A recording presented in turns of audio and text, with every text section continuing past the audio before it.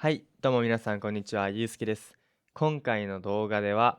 メタ認知について話していこうと思います。皆さん聞いたことありますか？メタ認知って言葉。これね、結構、最近ちょっと有名な言葉にはなってきてるんですけど、実はこのメタ認知を深く理解して、このメタ認知能力を上げることによって、言語学習がよりうまくいくというところで、今回このメタ認知絶対知ってた方がいいので、このことについて話したいと思います。はい。で、まず一言で言うと、このメタ認知っていうのは、スタンフォード大学の心理学者、ジョン・フラベルが提唱した、簡単に言えば、自分の学習を自分で見れる力です。だから、客観的って感じ。めちゃくちゃ客観的になることをメタ認知って言います。何ができていて何ができてないのかとか、今の勉強法が合ってるのかとか、次に何を変えるべきなのか、それを自分で判断する力。みんなできてるって思ってるかもしれないけど、実は意外とわからない、それは。メタ認知能力を見るっていうのはできないからね。メタ認知をメタ的に見るっていうのはすごく難しいので、でも、このメタ認知能力っていうのを上げることはできます。はい。で、今回の動画では、このメタ認知のメリットっていうのを、5個紹介して、その後にメタ認知を科学的に高める方法っていうのを、3つ紹介していきたいと思います。はい。まず1つ目、メタ認知のメリット。これは弱点を正しく把握できるっていうところです。メタ認知があると、話せないで終わらなくなるんですね。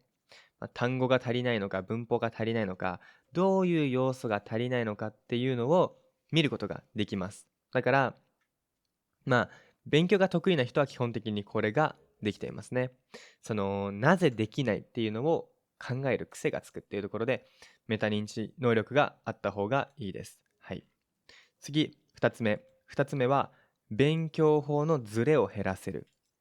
伸びない時に、ただ、勉強の量を増やそうって考えちゃうのは、これはメタ認知能力が高くない人がやってしまうことです。メタ認知能力が高い人は、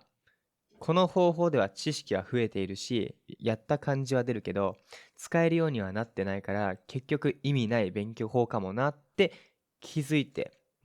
勉強法を変えたりすることができます。だからこのメタ認知があると、努力を増やす前にやり方を見直すっていう発想が持てるんですね。はい、すごくいいでしょう。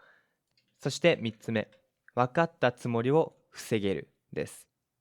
言語学習では、見たら分かるっていう状態、聞いたら分かるっていう状態、自分で言えるっていう状態、そして最後、会話で自然に使える。この4つっていうのは全然レベルが違うんですね。で、メタ認知がある人は、この差を意識できるんですよ。意識できない人、例えばどういうことが起きるかっていうと、単語を勉強して暗記した。で、実際会話しようとして、でも単語が全然出てこない。あ、俺、日本語の勉強の才能ないのかなみたいに考えちゃう人は、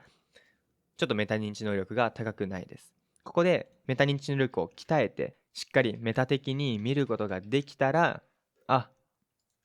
今は見たらわかる状態で、でも使える状態、会話で使える状態ではない。あ、単語を覚えるっていうのでも、覚えた、深さというか、単語をすぐ取り出せる、取り出しやすさっていうのもあるんだな、っていうことに気づくことができるんですね。特に言語学習で言ったら、メタ認知がある人は、理解したつもりで止まらずに、実際に使えるかっていうのをよく見ようとします。この差っていうのをすごく意識するんですね。すごく、必要なものだと思います。4つ目。4つ目は成長しやすくなるです。メタ認知があると、自分はダメだで終わりにくくなるんですね。例えばテストとかで点数が悪いと、すごく落ち込むと思います。がっかりする。でもそれはメタ認知がありさえすれば、落ち込んだ後に自分はダメだって思うんじゃなくて、やり方を変えようとか。そもそもメタ認知が本当に高かったら落ち込まないです。だいたいこういう考え方になります。勉強が終わって、あ、自分はあの勉強量だったから妥当な点数だなとか、意外と自分のした勉強法がテストに向いてなかったんだな。どんなテストの形式で自分はどういう勉強をしてたっけなとか、そういう建設的に考えることができるんですね。で、これは結構大きいと思います。これは別に勉強だけじゃなくて全てにつながるというか、何でも成長するために必要な考え方だと思います。感情ではなくて、事実をもとにして修正しようってする考え方ですね。ぜひこれを身につけてほしいと思ってます。そして最後、話聞いてたらわかると思うんですけど、学習効率が上がる。闇雲に頑張っても時間が減るだけじゃないですか。だから、頑張るのはもちろんなんですけど、頑張り方っていうのを考える時間が増えるわけですね。つまり、メタ認知を鍛えるっていうことは、勉強時間そのものを増やすっていう技術よりかは、勉強の無駄を減らすっていう、そういう技術になってきます。はい、どうですか？すごいメリットしかないんじゃないでしょうか。私はね、このメタ認知すごく意識してやってるつもりです。それでもね、どうしても見えない部分があったりするんですけど、ただ、今実際に勉強したり、いろんなことをする上ですごく物事を効率的に進めることができています。はい。で、メタ認知を科学的に高める方法、3つあります。はい。This is a quick ad. Don't have anyone to practice Japanese with? We've got the perfect lessons for you. From beginner textbook lessons to real speaking practice, we create a custom lesson that fits your level. What kind of lesson would you like? Tell us in your trial lesson. Book from the description.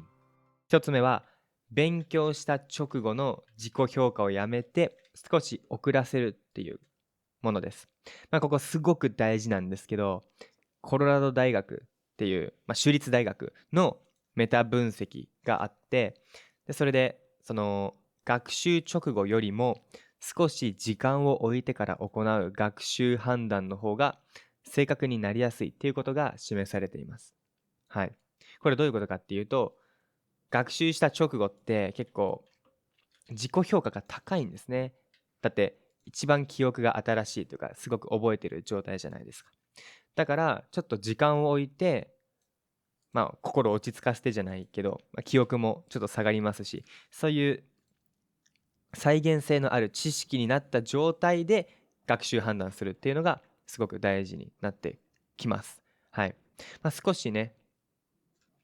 こうやって復習を遅らせた方が自分の理解度を正確にね、結構正しく、見つめ直すことができるということが分かっています。はい。だから実践としては、勉強した直後に、ここはもう大体いいだろうって思うんじゃなくて、10分後、30分後とか、隙間時間がある時に思い出すんですね。今日は何勉強したっけな、動詞勉強したな、どんな動詞を勉強したっけなとか考えて思い出す訓練をしたりとか、例えばじゃあ動詞のデスマス形を説明しようって言って、実際にその文法を説明するとかね、こういうことをすることがすごく大切です。そうすると、かなりね、その自分の本当の知識を、測定する、しっかりと見ることができるので、はい、すごくメタ的に見ることができると思います。はい。次、2つ目なんですけど、分散学習と早期テストで予想と現実のズレを見るです。はい、ちょっと分散学習と早期テストってなんだよって話なんですけど、分散学習っていうのは間隔を空けて勉強することです。これさっきの話とも通じるんですけど、間隔を空けた方がいいんですね。これなんでかっていうと、まずそのメタ的に見るためでもありますし、覚えるため、物事を覚えるためには間隔を空けて、ちょっと忘れた後とか忘れそうになった状態で復習した方が記憶に残りやすいって言われてます。実際にそのケント州立大学の大規模レビューでは、学習法の中で最も効果が高いものとして早期テストと分散学習っていうのが挙げられているんですね。この早期テストっていうのもただ読むんじゃなくて実際に思い出そうとするっていう感じ。例えばどんなもの勉強したっけなって思い出す。勉強したものをすぐに見るんじゃなくてっていうのが大事になってくるわけですね。この早期学習と分散学習をして、で皆さんにやってほしいのは予想と現実のズレを見るということです。まず早期テストをすることで現実を見ることができるじゃないですか。でもその前に予想するんですね。大体こんぐらい覚えてるかなとか、大体ふんわりでいいです。で、その予想に対して実際にテストをしてみて、予想と同じぐらい覚えてたわってなる時もあれば、いや、なんか予想に比べて全然覚えてないわってなったりしますね。つまりこういう、レビューが、その、メタ的なね、認知能力を高めると、思いますし、そういう研究が出ていますね。はい。だから、ただ読むとか、ただ声に出すとか、そういう勉強法もあるんだけど、もしその分散学習において時間を空けてやるんだったら、早期テストのようにちょっとテストっぽい感じ、思い出すテストとか、単語を片方隠して、日本語を言う、英語を言う、どっちでもいいんですけど、そのをやっていった方がいいです。思い出す学習に変えていきましょう。ここで補足なんですけど、このファーマン大学っていうところの研究で、早期の後に今の答えにどれくらい自信があるかを判断させる方法は、学習内容の理解や今後の成績を見積もる上で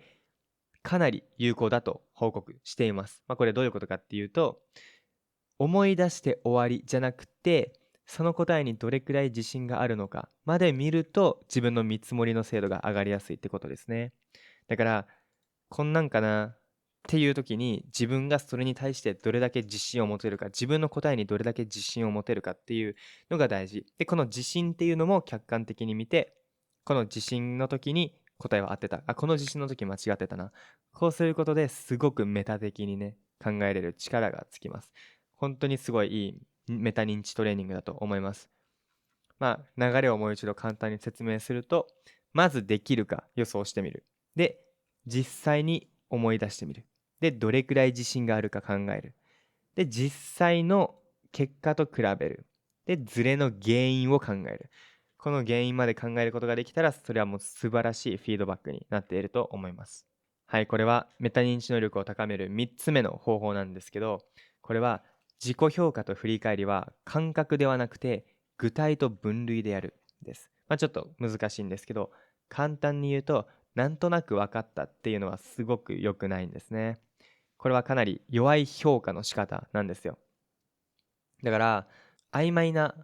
感覚で判断するよりも、その課題で何ができたか何ができなかったに基づいて評価した方が成績の、改善にすごくつながりやすいっていうことが分かっています。例えばね、分かった、覚えた気がする、いけそうって考えるよりも、この単語で文章を10個作れたとか、この動画だいたい 80% ぐらい分かった、20% ぐらい分からなかったうちの 10% は単語が知っているけど使い方が分からなかった、残りの 10% は全く分からなかったみたいな感じで、事実ベースに基づいてやっていくっていうのがすごく大事です。で、そのダメだった時もね、ネガティブだった時も、なんかダメだったで終わらせない方がいいです。こうするとすごく気持ちも落ち込んじゃうので、これを感情で振り返るんじゃなくて、間違いの仕方を分類するっていうのが大切です。例えば会話した後に復習するんだったら、あんまり会話がうまくできなかったって思うんじゃなくて、会話ができなかったのは単語が出てこなかった、文法の形にできなかった、音は聞こえたけど意味の処理が追いつかなかった、話の流れが読めなかった、省略がわからなかったとか、そもそも緊張してたとか、こういうふうに分けることができます。こうするとすごく次の勉強の時に計画が立てやすいんですね。そう、何がダメだったかだけじゃなくて、次に何をしようかって考えれるのがすごく大切なところだと思います。だからこのように自己評価と振り返りは感覚じゃなくて具体と分類でやるっていうのに集中してほしいと思います。この言語学習って結構やっぱなんでできないかっていうのを自分で見直す必要があるんですね。それが結構むずいんですよ。例えば筋トレだったら、筋トレいっぱいしてったら筋肉がつくじゃないですか。ここが成長してきた。嬉しいと思うんですけど。ただ、ここが逆にあんまり成長してないな。そこを鍛えるメニューはやっているのに。じゃあ、そのメニューのやり方がおかしいのかなとか、ダンベルの重さが間違ってるのかなとか、そういう感じで考えることができるじゃないですか。でも、それは筋肉がちゃんと見えるからなんですね。言語学習は筋トレと似ているんですけど、見えないからこそしっかり自分で考えて、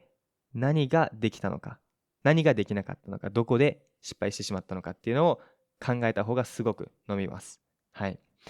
今回の動画のまとめなんですけど、ここまでを一言でまとめると、メタ認知を高めるっていうのは、自分のできると思ったと実際にできたのズレを小さくしていくことです。で、そしてそのために大事なのは、直後ではなくて、少し遅らせて自己評価するっていうことと、分散学習と早期テストを使って自分の予想と実際の結果のズレを見える化することっていうのと、何ができたのかを具体的に見ること、何が原因だったのかっていうのを分類することっていうのがすごく大切になってきます。このね、3つを意識すればメタ認知能力が上がると思うので、本当に勉強だけじゃなくて全てに使えるものだと思うので、ぜひ、このメタ認知能力を向上させていってほしいと思います。はい。今回の動画はここまでになります。ゆうすけとゆまの方、オンラインレッスンをいつも提供していますので、もし興味がある方は、概要欄の方から予約の方よろしくお願いします。また次回の動画でお会いしましょう。じゃあね。